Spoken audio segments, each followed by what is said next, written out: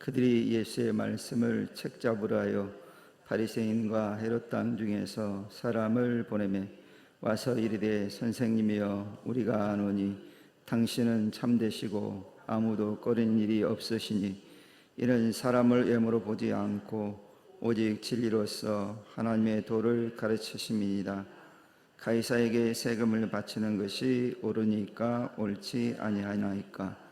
우리가 바치리까 말리까 한데 예수께서 그 외식함을 아시고 이르시되 어찌하여 나를 시험하느냐? 데나리온 하나를 가져다가 내게 보이라 하시니 가져왔거늘 예수께서 이르시되 이 형상과 이 글이 누구의 것이냐? 이르되 가이사의 것이니이다. 이에 예수께서 이르시되 가이사의 것은 가이사에게 하나님의 것은 하나님께 바치라 하시니 그들이 예수께 대하여 매우 놀랍게 여기더라. 아멘. 우리가 연예인들 가운데 인기가 많은 사람들이 이 팬층이 두껍다 그렇게 얘기합니다. 두텁다고 얘기하는데 어떤 가수들은 그 팬들이 보니까 기념관도 만들어 가지고 뭐 열광적으로 그 연예인을 응원을 하기도 하고, 또 어떤 연예인 같은 경우는 이제 콘서트를 하면 그 표를 막 이렇게 사가지고 또 지원하기도 하고, 뭐 이런 열광적인 응원의 문화가 우리나라에 있습니다. 그래서 이런 사람들을 일컬어서 팬이라 그렇게 얘기하는 팬. 팬은 언제든지 따라갈 수 있는 게 팬입니다. 저희 큰애가 야구를 좋아하고 축구도 좋아하는데 야구를 원래 기아 팬이었는데 바꿨더라고요. LG로 바꿨어요. LG로. 어느 날 LG로 바뀌었어요. 그래서 야, 맞다. 팬들은 바뀌기도 한다. 그런 생각이 들더라고요. 그러니까 이 팬은 성적에 따라 움직이는 사람은 진정한 팬은 아닙니다. 진짜 팬 어때요? 끝까지 가는 게 팬인데 이런 세상의 팬들은 늘 바뀌기도 합니다. 예수님께서 사역하신 당시에도 예수님이 인기가 절정에 오를 때가 있었어요. 예수님 말씀을 전하면 막 수만 명이 모여서 예수님 말씀을 듣는 그런 장면도 있거든요. 여러분 그럴 때 여러분 좀 궁금하지 않으세요? 수만 명이 모였는데 뭐 앰프 시설도 없는데 마이크도 없는데 예수님 말씀이 어떻게 들려졌을까? 저는 굉장히 궁금하더라고요. 그래서 제가 상상을 해봤어요. 여러 가지가 있겠지만 이런 것도 있었을 거라는 생각이 들어요. 예수님이 앞에 전하면 이 사람들이 전달하지 않았을까?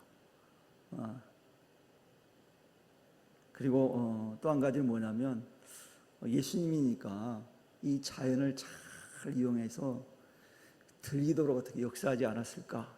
그런 생각이 들더라고요. 제가 그걸 언제 느꼈냐면 제가 아마 광림기도원인가 그 대학생들 그 선결되는 늘 매 학기 시작할 때 이렇게 부흥회 같은 걸 하거든요. 그런데 그때 한번 참여해서 가봤더니 그 본당이 마이크 시설이 안 돼 있어요. 짧은데. 그런데 앞에서 올라가 탁 하면 저 끝에까지 들리더라고요. 그걸 보면서 야, 주님이 몇만 명 모여도 문제가 안 되겠다라는 생각이 들더라고요. 왜냐하면 우리 주님은 전능하시잖아요. 그러니까 들릴 수 있도록 아마 자연을 주님께서 아주 잘 이용했을 것이다. 그러니까 그 사람들이 은혜 받고 깨닫고 그랬을 거다라는 생각이 들기도 합니다. 이건 성경에 있는 내용이 아니니까 여러분 오해를 없으시기 바랍니다. 또 우리 목사님이 그랬다고 해서 또 그러면 안 됩니다. 가상을 해보는 거예요. 왜? 수만 명이 모였으니까 들었을 거 아니에요. 말씀을 일단 그들이 어떤 방법이라든지. 아무튼 그런 팬층이 굉장히 많았습니다. 근데 그렇게 예수님 앞에 따라다니는 사람들이 그럼 다 목적이 똑같았을까? 여러분 어땠을 것 같습니까? 목적이 똑같지 않았을 거예요. 어떤 사람들은 자신의 문제를 좀 해결받기 위해서 주님 앞에 온 사람들 분명히 있었을 겁니다. 왜요? 예수님이 기적적인 일들만 행하셨거든요. 그러니까 소문을 들었을 거 아니에요. 예수님에게 그 문제를 가져가면 해결이 된다. 너 한번 가봐. 이런 얘기를 들었을 거 아니에요. 우리가 그런 얘기 하잖아요. 좋은 일, 좋은 거 있으면 막 소문을 내잖아요. 소문. 그래서 우리가 뭐가 더 중요하다고 그래? 입소문이 가장 중요하다. 입소문이 굉장히 무서운 거거든요. 그래서 나쁘다 그러면 그 입소문을 타고 탁 사람들 전달돼 가지고 안 갑니다. 잘 되던 음식점도요. 어떤 한 사람이 와가지고 나쁘게 평가절을 하면 막 금방 소문이 퍼지거든요. 그래서 망하는 경우들이 있어요. 그만큼 입소문이 중요하거든요. 아마 그런 얘기를 사람들이 듣고 그 문제를 가지고 예수님께 온 사람도 있었을 겁니다. 그리고 어떤 사람들은 예수님이 하신 말씀이 너무 감동적이에요. 감동적. 그러니까 그 사람들은 연설로 생각하고 와서 들었을 수 있어요. 감동적이니까 그 한번 감동을 받아봐야 되겠다. 교회 안에도 이렇게 그런 마음을 가지고 온 사람들이 있거든요. 감동을 받고 돌아가는 사람들. 믿음은 감동받으러 감동받고 끝나는 게 아니라 그렇게 살아가는 게 믿음이잖아요. 감동받는 걸로 끝나는 사람들이 많거든요. 아마 그게 좋아서 온 사람들이 있을 거예요. 위로받고 오면은 힘이 생기고 감동을 받고 그 말씀을 듣기 위해서 주님께 온 사람들도 있을 겁니다. 그리고 주님께 문제를 내려놓으면 이제 해결되기 때문에 열심히 그 문제를 해결받으려고 따라다니는 사람들이 있었고, 또 말씀을 듣고 감동받은 사람들도 감동받아 따르는 사람도 있었고, 그 중에 또 소수의 사람들은 아마 예수님을 메시아로 알고 열심히 주님을 따라다니는 사람이 있었을 거예요. 저분이 바로 성경에 예언된 메시아다. 우리를 구원하시고 오신 분이다. 이런 마음을 가지고 열심히 따라다니는 사람도 분명히 있었을 겁니다.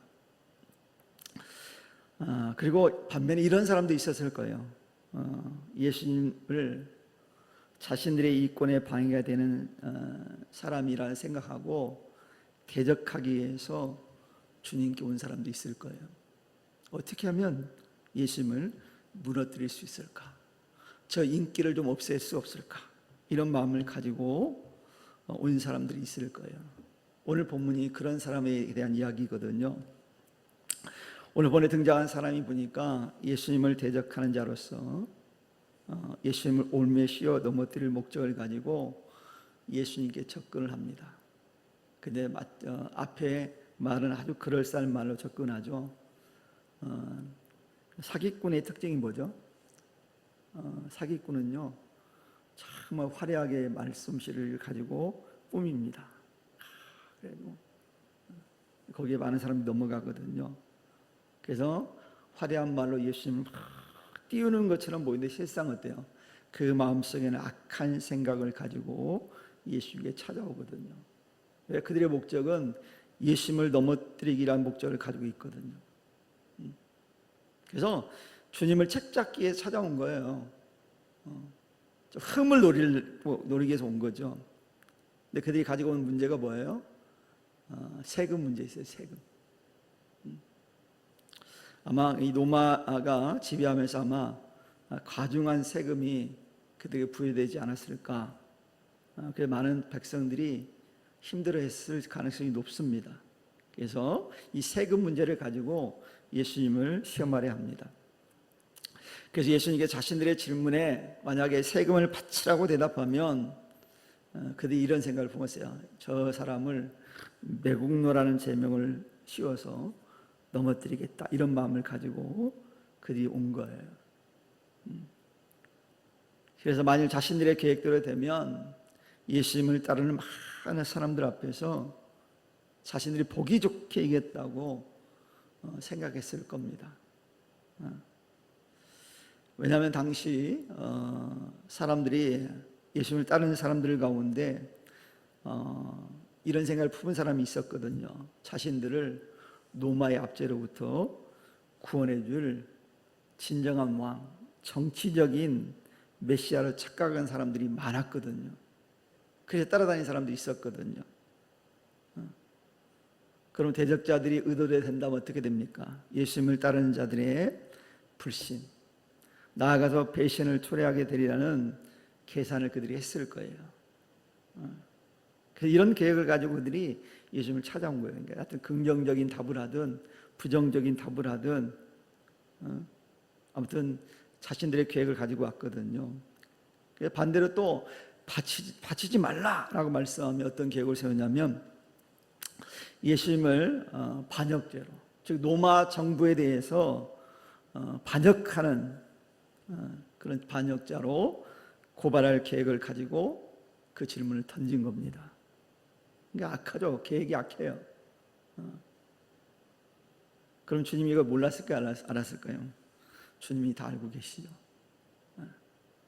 그래서 오늘 말씀하고 있잖아요. 어찌하여 나를 시험하느냐 그러시잖아요. 그러니까 주님이 다 알고 계신 거예요. 모를 리가 없잖아요. 그래서 주님께 이거 사전에 이런 계획을 다 알고 계셨기 때문에 주님께 직접적인 대답을 하지 않으시고 그들에게 이렇게 갑니다. 데나리온 하나를 가져와라. 당시 그때는 세금을 바칠 때 이 데나리온으로 로마의 화폐로 바치게 내게 돼 있었거든요. 그걸 가져오라고 하신 거예요. 그리고 동전을 받으시고 주님이 오히려 묻습니다. 이 형상과 이 글이 누구의 것이냐? 라고 주님 물으셨어요. 그럴 때 예수님을 올매에 빠뜨리기 위해서 온 자들이 뭐라고 합니까? 가이사의 것입니다. 그들 스스로 가이사의 것이라고 말해요. 그때 주님께서 그들 향해서 뭐라고 말씀합니까? 가이사의 것은 가이사에게, 하나님의 것은 하나님께 바치라 라고 주님께서 말씀하셨어요. 이 말씀을 들은 이들이 예수님에 대해서 놀랍게 여겼다고 오늘 성경은 기록하고 있습니다. 이러한 주님의 대답이 난해한 이유가 뭐겠습니까? 가이사의 것과 하나님의 것에 대해서 분명한 정의를 내려주지 않았거든요. 근데 주님께서 이 말씀을 하신 이유가 있어요. 이 세상의 모든 것이 다 하나님의 것이다. 그러니 가이사의 것은 따로 있지 않다라는 것을 주님이 그들에게 깨우치게 하기 위해서 이와 같이 말씀하셨거든요. 그래서 우회적으로 완곡한 표현으로 그들의 계획을 물리치신 거예요. 그리고 하나님 주권에 대해서 무지한 그들에 대해서 은근히 주님께 책망하신 거예요. 대놓고 책망하지 않고 돌려서 주님께 딱 책망하신 거죠. 이처럼 대적자들의 관심은 영적인 거, 믿음에 관한 거, 하나님 나라에 관한 이런 관심을 갖지 않았거든요. 근데 겉으로는 어땠습니까? 그런 것처럼 포장을 했잖아요. 실상은 거기에 관심보다는 세상적인 관심을 더 많이 가지고 있었다는 거예요. 우리 성경에 보면 예수님 당시의 종교지도자들이 예수님을 공격한 그 배후에는 뭐가 깔려 있었냐면, 어떤 문제가 깔려 있었냐면 이 돈이라는 게 깔려 있었어요. 왜 그러냐면 예수님께서 성전에 올라가셔가지고 상을 엎으셨잖아요, 그렇죠? 근데 예수님께서 말씀하실 때 어떤 그 신앙적인 어떤 믿음의 차원, 하나님의 나라에 말씀하실 때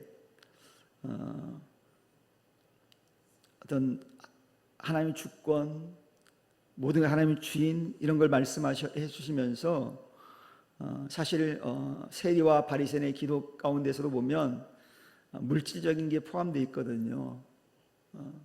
왜냐하면 우리가 잘 알다시피 로마의 지배를 받고 있었잖아요. 그러다 보니까 이 바리새인들이 종교세를 받았어요. 근데 생각해 보세요. 세리들이 세금을 많이 걷어가면 뭐가 줄까요? 종교세가 줄잖아요.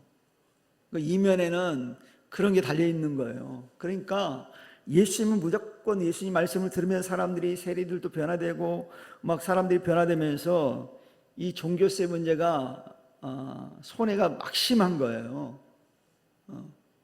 그래서 그 이면에는 그런 돈이 관련돼 있어요, 사실. 그래서 오늘 또 이 부분을 가지고 온 거거든요. 그러니까 얼마나 사악합니까? 그러니까 이 돈이라는 게 오늘날에도 그렇거든요. 신앙인들도 돈과 관련돼서 무너지는 경우가 많잖아요. 그러니까 여기에도 관심을 많이 가졌다라는 거예요. 겉으로는 그들이 하나님의 백성이라고 자부를 했지만 그 하나님의 일을 생각하지 않았습니다. 그들은 오직 땅의 일만을 추구하는 자들이거든요. 그래서 이들의 관심은 하나님 나라가 아니라 세상 나라에 대한 관심으로 가득 차 있음을 볼 수 있어요. 여러분, 정치도 그렇고 이상 모든 것들이 돈과 다 관련이 있잖아요, 보면. 그래서 우리가 잘 아는데도 우리나라가 중앙정부 중심으로 되다가 이게 분권화가 됐잖아요. 지방자치제가 되면서. 그래서 사실 지방자치가 되면서 다 지방에서 막 행사도 하고 이 경제적인 걸 하기 위해서 얼마나 많이 유출하게 노력하는지 아십니까? 그래서 심지어는 어느 지역은 땅을 막 무상으로 기업에 내주기도 하고 막 그래요. 뭐 때문에 그래요? 돈 때문에 그러거든요. 세상은 돈이고 뭐라고 생각해요? 힘이라고 생각하거든요. 그래서 돈과 관련이 있습니다. 그래서 이 돈은 이 땅이 생겨나면서부터 사실 시작된 거잖아요. 그것 때문에 다 사람들이 무너지고 다투고 문제가 생기는 거예요. 가정의 문제도 사실 깊이 들어가 보면 그 문제잖아요. 그래서 오늘 본문에 등장하는 이 악한 자들도 사실 돈에 관심을 가지고 찾아온 거거든요. 그러나 우리가 주님 앞에 나오는 목적은 어때요? 분명해야 됩니다. 오늘 본문에 등장하는 이들처럼 주님 앞에 있기는 하지만 하나님 나라에 대한 관심보다는 여전히 세상적인 관심 속에 주님을 바라보게 된다면 실망할 수도 있습니다. 주님은 돈하고 별로 관계가 없는 분이거든요. 모든 것이 하나님 주님 건데 굳이 그거에 막 얽매일 필요가 없는 분이잖아요. 자, 예를 들어서 여러분, 돈이 많은 사람들은, 너무 지나치게 많은 사람들은 신경을 안 쓰잖아요. 경제가 잘 되든 기름값이 올라가든 안 올라가든 돈 많은 사람들은 신경 안 쓰거든요. 오히려 기름값 올라가면 돈 많은 사람들도 좋아한다는 얘기도 들었어요, 제가. 왜요? 왜 좋아했을까요? 도로에 차가 준대요. 자기네들이 자유롭게 다닐 수 있어서 좋다고 신경을 안 쓴다라는 거. 그러면 성도들에게서 중요한 관심사는 뭐에 대해 하나님 나라, 늘 우리 하나님 나라에 대해서 관심을 가져야 됩니다. 그래서 우리가 어떻게 하면 하나님 나라의 천국 시민으로서 바른 삶을 살 수 있을 것인가에 대해서 관심을 가져야 돼요. 그래서 우리 믿는 사람들은 내가 생각할 때 아무리 정당한 거라 할지라도 하나님 나라에 합당하지 않다고 한다면 어떻게 해야 될까요? 멈추고 버려야 돼요. 하나님께 합당하지 않으면 멈춰야 되는 거예요. 반대로 내가 생각하기에 정말 정당하지 않는다 할지라도 하나님께서 원하시면 그것을 버리면 안 됩니다. 자, 우리가 예를 들어볼게요. 하나님께 이스라엘 백성들을 가나안 땅을 허락하셨습니다. 근데 가나안 땅에는 이미 가나안 사람들이 살고 있었던 땅이에요. 근데 하나님 이런 명령을 내립니다. 진멸하라고. 자, 우리가 생각할 때, 이성적으로 생각할 때 이게 정당하다고 생각이 드세요? 거기는 어린아이도 있을 거고 그럴 거 아니야. 노인도 있을 거고 그러잖아요. 근데 하나님께서 한 생명도 남기지 말고 진멸하라는 거예요. 여러분 이게 이렇게 명령을 받으면 여러분 이 명령에 순종하기 쉬울까 어려울까요? 어렵죠. 어떻게 갓난아이를 내가 해칠 수 있어요? 이해가 안 되잖아요. 정당하지 않는 것 같아요. 근데 하나님은 하라고 말씀하시는 거예요. 여러분 그 성경 부분 읽으면서 고민 안 해보셨어요? 저는 고민되더라고요. 야, 하나님이 이렇게까지?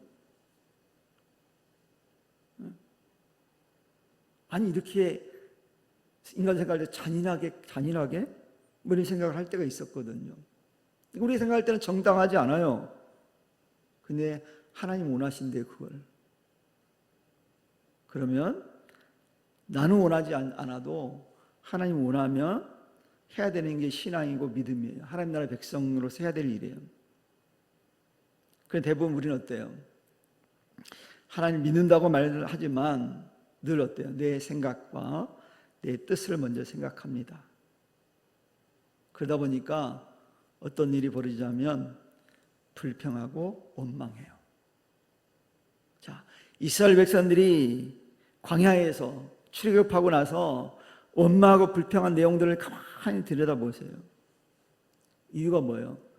내가 생각한 것과 다른 일들이 벌어지면 원망하고 불평하는 거예요. 우리가 믿음이 있다라고 하면서도 내가 생각하고 내가 원하는 방향으로 되지 않으면 믿음이 원망하고 불평한다라는 거예요. 그러나 우리가 야고보 선생님이 하신 말씀을 기억해야 돼요. 여러 가지 시험을 만나거든 온전히 기쁘게 여겨라. 거기에 답을 해주고 있거든요. 뭔가 이유가 있다라는 하나님께 우리에게 그런 일을 하시라고 한 이유는 뭔가 이유가 있기 때문에 그렇게 지시한 거거든요. 그런데 이스라엘 백성들이 가나안 땅을 점령할 때 이 말을 100% 순종하지 않았거든요. 그래서 남겼어요. 이 민족 남기고 저 민족 남기고 결국 그래서 그들이 그 일로 인해서 그들이 섬겼던 우상을 섬겨서 결국 멸망에 이르는 그런 일이 벌어지거든요. 근데 만약에 그들이 하나님의 말씀을 철저히 순종했다라고 한다면 역사는 달라졌을 거예요. 바로 그거거든요. 우리의 생각과 우리의 뜻과는 다르지만 하나님 그렇게 말씀하실 때는 분명한 이유가 있기 때문에 순종하면 원망과 불평이 없어요. 근데 불순종하게 되어지면 원망과 불평이 시작되는 거예요. 성경에 이런 말씀도 있습니다. 빌립보 2장 14절 보니까 모든 일을 원망과 시비가 없게 하라. 모든 일에 원망이 없게 하라는 거예요. 모든 일. 뭐 특정한 일만이 아니라 모든 일에 대해서 원망하지 말라는 거예요. 시비가 없게 하라고 말씀하고 있어요. 그래서 원망하고 불평한다는 것은 어떤 의미입니까? 바로 내 뜻대로 안 됐다고 생각하기 때문에 발생하는 거예요. 그러므로 우리의 삶 가운데 뭘 제거해야 돼요? 신앙을 가진 사람은 뭘 제거해야 될까요? 원망을 제거해야 되고 불평을 제거해야 돼요. 그래야지 성숙한 믿음의 삶을 살아갈 수 있어요. 이게 하나님 나라의 백성의 삶의 태도거든요. 이런 은혜가 우리 성도들 가운데 있기를 축원합니다. 내가 믿음 생활을 하면서 여전히 하나님 나라의 관심보다 세상적인 관심에 더 귀를 기울이고 있다고 한다면 지금이라도 빨리 바꿔야 됩니다. 전환을 해야 돼요. 전환을. 만약 끝까지 세상과 짝하에 살면 진짜 주님을 못 만나거든요. 우리 신앙이 믿음이 장식품은 아니잖아요. 오늘 많은 사람들이 신앙을 장식품 정도로 생각하는 사람들이 있거든요. 그러다 보니까 말씀에 순종하지 못해요. 그러니 우리는 지금부터라도 온전히 주님께 관심을 가지고 순종하는 자들이 되어야 돼요. 그리고 우리는 바울이 에베소 5장 10절에 말씀하고 있는 것처럼 주께 기쁘시게 할 것이 무엇인가? 늘 시험해 봐야 돼요. 주님이 뭘 기뻐하실까? 항상 그래서 신앙인들은 무엇인가 할 때 이게 정말로 주님께 기쁨이 될까? 주님이 좋아하실 일일까? 라를 생각해 봐야 돼요. 그래서 내가 하는 행동이나 말이 주님의 영광이 되지 않는 거라면 어떻게 될까요? 멈추는 거예요. 이게 필요해요. 멈추는 게 굉장히 중요하거든요. 이 멈춘다는 게 쉬운 일이 아니에요. 가던 길을 멈춘다는 거 절대 쉽지 않거든요. 그리고 믿음의 공동체인 교회를 해치는 말과 행동이라면 이 멈춘다는 거 쉽지 않잖아요. 우리가 해보면 살아가는데.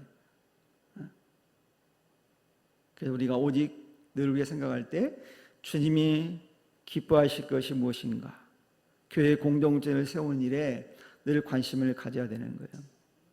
그래서 우리가 가정도 행복한 가정의 특징이 뭐냐면 가족 구성원들이 그런 거예요. 우리 가정에 해가 될 것 같다. 그러면 멈추는 거예요. 근데 가정을 귀하게 여기지 않는 사람은 어떨까요? 자기 중심이에요. 내게 해가 되지 않으면 가정이 해가 된다 할지라도 그 일을 하는 사람들이 있거든요. 근데 중독된 사람들이 특징이 그거예요. 중독된 사람들은 자기에게는 이로워요. 자기는 좋거든요. 근데 그것 때문에 누가 고통을 받아요? 가족들이 고통을 받잖아요. 그러면 안 되잖아요. 내 가정을 귀하게 여긴 사람은 어때요? 내가 이걸 안함을 통해서 내 가정에 평화가 있고 기쁨이 있다고 한다면 멈추는 거예요. 이게 지혜로운 사람이에요. 그래서 우리는 늘 믿음의 공동체, 내가 속한 공동체, 여기를 세우는 일에 관심을 가져야 할 때입니다. 왜냐하면 오늘날 그런 얘기 많이 하잖아요. 가정이 많이 무너지고 있다. 가슴 아픈 얘기잖아요. 그런 얘기 들을 때 여러분 가슴 아프잖아요. 그래서 우리가 자꾸 다른 것에 눈을 돌리면 우리 영적인 문제도 발생하게 됩니다. 그러므로 우리는 무엇을 하든지 내가 하는 것들이 주님께 영광이 될 것인가 아닌가를 자꾸 물어야 돼요. 조금이라도 영광이 되지 않으면 멈춰야 돼요. 그럼 우리가 신앙이, 믿음이 장식품이 아니라 진정한 신앙인으로 바뀌어지는 거거든요. 왜냐하면 신앙은요, 믿음은 말씀에 대한 실천이거든요. 감동받아 은혜 받은 건 말씀의 실천이 되어질 때 진정한 은혜를 받은 거거든요. 즉 삶이 바뀌어야 되는 거예요. 이게 진정한 은혜거든요. 그런데 사실 이런 삶을 살기 매우 어렵잖아요. 말씀을 듣고 나가 그대로 실천한다는 거 어렵잖아요. 그래서 우리가 힘써야 되는, 그래서 힘쓰라고 성경은 말하는 거야. 우리가 주님 하나님 우리가 너무 그렇게 살기 힘들어한다는 걸 알기 때문에 힘쓰라고 말씀하는 거예요. 사도 바울이 이런 얘기를 합니다. 로마서 14장 8절에 보니까 그가 이런 고백을 하잖아요. 우리가 살아도 주를 위하여 살고 죽어도 주를 위하여 죽나니 그러므로 사나 죽으나 우리가 주의 것이로다. 내가 주님의 것이기 때문에 살아도 주를 위해 살고 죽어도 주를 위해 죽는데요. 주님이 나의 주인이라는 사실이 고백되어지면, 진짜 믿음을 가지면 그게 살아갈 수 있다는 거예요. 즉 바울은 자신의 주인은 예수님이라고 고백한 거예요. 그래서 이런 고백을 할 수 있었던 거예요. 심지어 바울은 이런 얘기도 합니다. 고린도전서에 보면 그는 말하기를 너희가 먹든지 마시든지 무엇을 하든지 다 하나님께 영광을 하라고 고린도서 10장 31절에 말씀하고 있거든요. 먹든지 마시든지 무엇을 하든지, 여러분 먹든지 마시든지는 가장 우리의 기본이잖아요. 안 할 수 없는 거잖아요. 여러분이 먹는 즐거움이라는 게 엄청나잖아요. 인간의 가장 기본적인 욕구잖아요.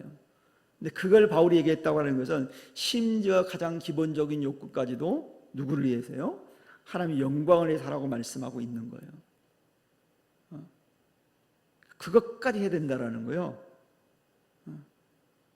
그러니 사랑하는 성도 여러분, 우리는 주님을 섬기는 자로서, 믿는 자로서 다른 데 관심을 쏟기보다는 오늘 과연 내가 무엇을 가지고 주님을 기쁘시게 드릴 수 있을까?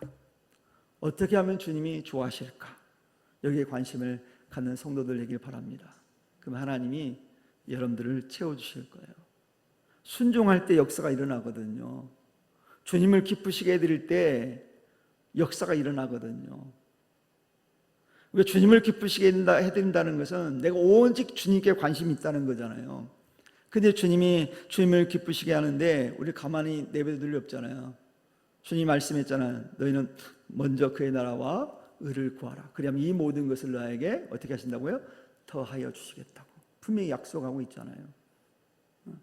주님을 먼저 생각하면 주님도 우리를 생각하시겠다는 거예요.